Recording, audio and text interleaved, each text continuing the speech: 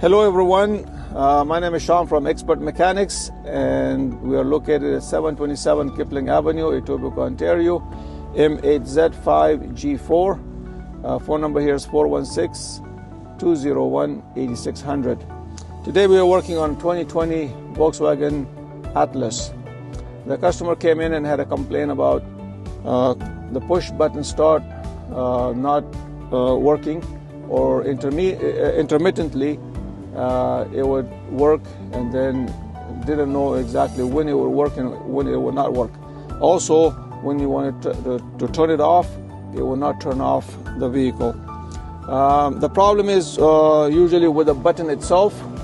It's a button like this, and it has a 4 touchpad silicone and carbon pad inside, which turns on and off the circuit and the ignition.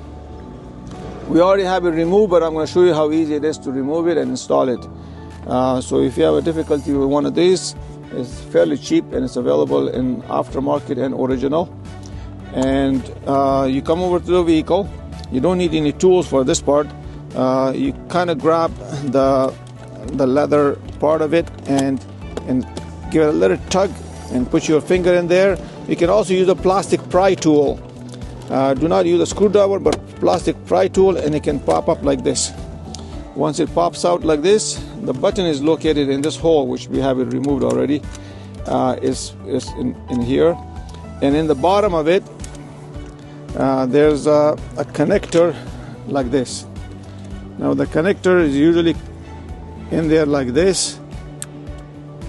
See, as soon as I plugged it in, and it starts working there. So what you do is you get a pick. I have a toothpick here, very handy. I'll just put it in like that, and you unplug it like that. There we go. Oops. Comes out like that, and it plugs in the same way. But you put in your button like this. You should be able to read it, and the start engine stop here should be facing this way, not sideways, because it has a couple of clips and it has to line up these lock tabs. When you're popping it out, you kind of give it a gentle push or squeeze these in, and it pops out. So you put it in like this, you click it, and it's done. You put the connector in the back like that. Oops. See, it pops up that easy. See that?